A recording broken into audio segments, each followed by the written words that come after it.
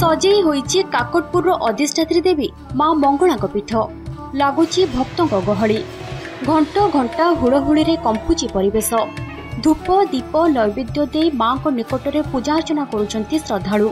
शारदीय दुर्गा पूजा पई मां को पीठरे चलीची 16 उपचार पूजा। मां मूलाष्टमी दिनटू शयन त्याग करती।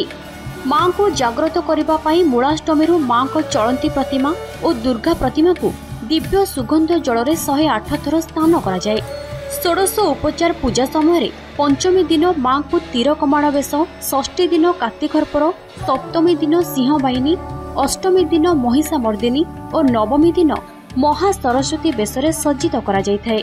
मूलाष्टमी ठारू महाष्टमी पर्यंत मंदिर रे चंडीपाठ करा जाए।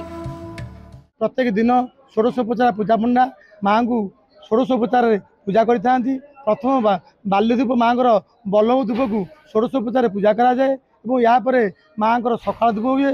सकाल धूप को माँ पंचोपचार पूजा करा जाए। यहाँ पर दुईपर धूप अनुष्ठित हुए। यही दुईपर धूप 16 उपचार पूजा पंडा 16 उपचार पूजा करिथांती। प्रत्येक दिन माँ पाखे पंचोपचार पूजा पाउता बेले माँ यही शारदीय पूजार माँ को 16 उपचार पूजा करा जाए। 16 उपचार पूजा वर्षतः माँ पाखे पंचोपचार पूजा होता है। पंचोपचार पूजा पंडा आम अच्छा माँ निजोगी अच्छा जे कि माँ को पूजा अर्चना करें।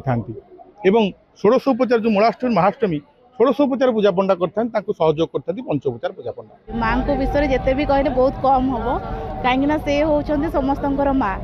तो माँ जेहेतु आमे तांकर छुआ से तो सब सदासर्वदा चाहिए कि आमे केमती भलरे रहू, पृथ्वीर मंगल हो आ समस्ते भलरे रहतु। सेपटे चलचंचल होई उठिछि कटक जिला बड़ंबार अधिष्ठात्री देवी मां भट्टारिका पीठ। मां को पीठरे चलीथिबा 16 दिनात्मक पूजार आज चतुर्थ दिन। आज मां भक्त मानकु त्रिपुरा भैरवी बेशरे दर्शन देउछंती। मां को दर्शन करी कृतार्थ मणुछंती भक्त। कोणार्कରୁ ମାନସ ଖଣ୍ଡୁଆଳଙ୍କ ସହ ବଡମ୍ବାର ବିନୋଦ ନନ୍ଦଙ୍କ रिपोर्ट, नंदीघोष टीवी।